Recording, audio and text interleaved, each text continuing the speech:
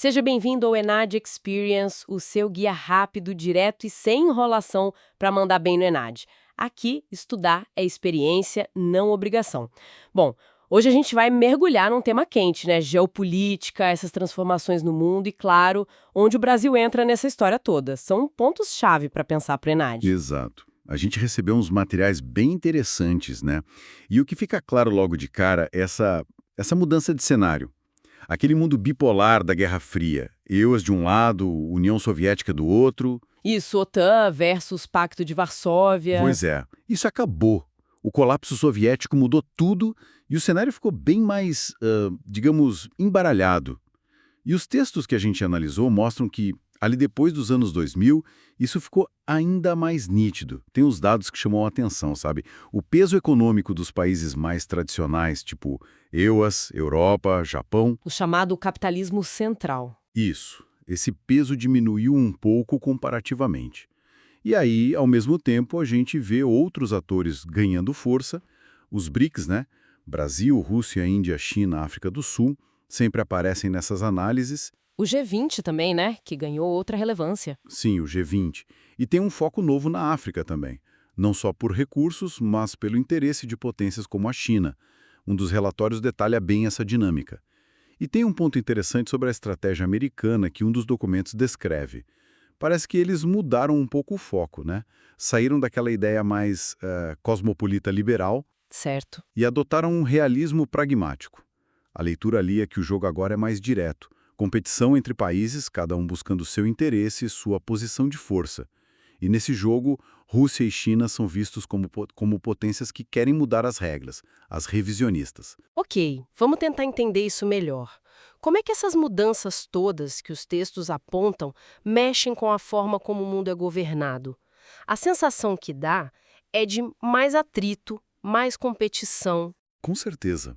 Os materiais sugerem que as instituições globais, aquelas criadas lá atrás, depois da Segunda Guerra, estão com dificuldade para lidar com essa nova realidade, com esses novos centros de poder. E a competição não é só militar, né?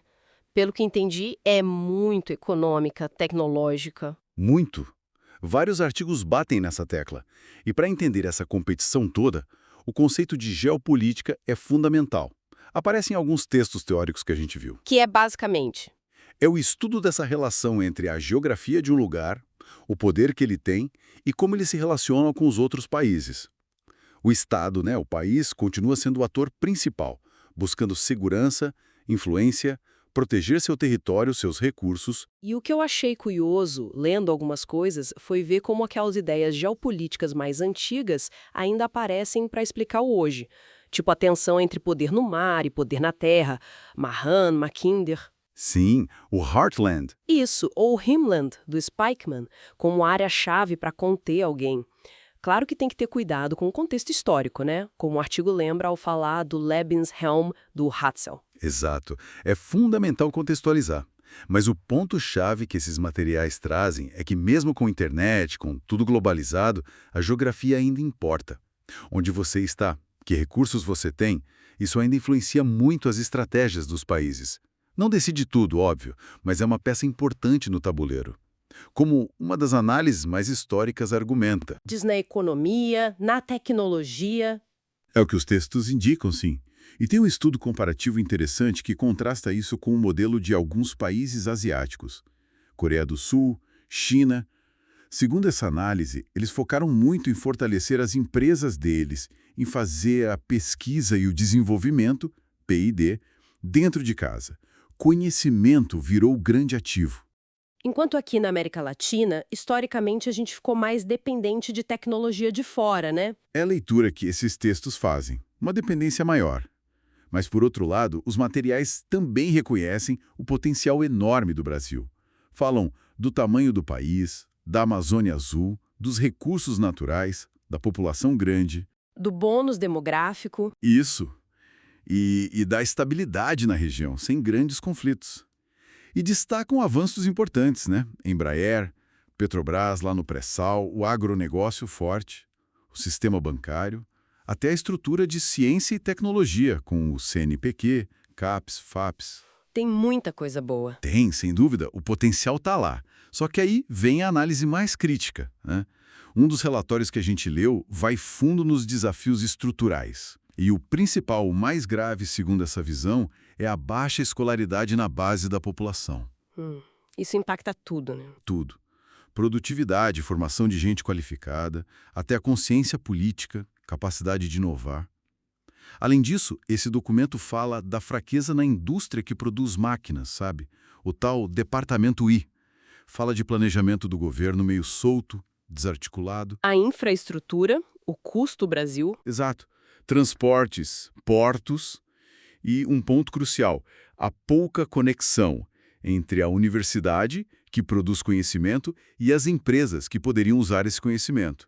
O investimento das empresas em P&D aqui é baixo, né?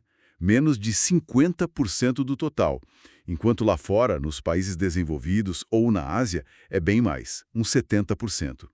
Um gráfico nesse material mostra bem essa diferença. E, claro, as enormes desigualdades sociais como um freio.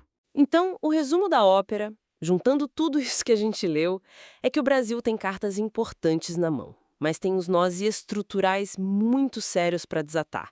E isso limita a nossa capacidade de realmente usar esse potencial para crescer e ter mais peso lá fora. Precisamente. Se a gente juntar as ideias principais dos materiais, o mundo está mudando. Tem novos centros de poder surgindo. A competição está mais, digamos, realista. A geopolítica ajuda a gente a entender esse mapa. O Brasil aparece com pontos fortes, claros, geografia, recursos, alguns setores de ponta, mas também com barreiras internas muito grandes, principalmente em educação e na capacidade de transformar ciência em produto, em inovação.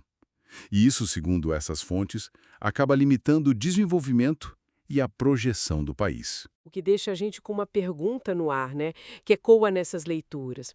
Nesse mundo onde a briga é cada vez mais por conhecimento, por inovação, como é que o Brasil pode fazer essa ponte? Pegar o potencial científico que os textos reconhecem que existe e conectar de verdade com quem produz, para gerar desenvolvimento, para ter mais voz no mundo, superando essa dependência tecnológica que a gente viu.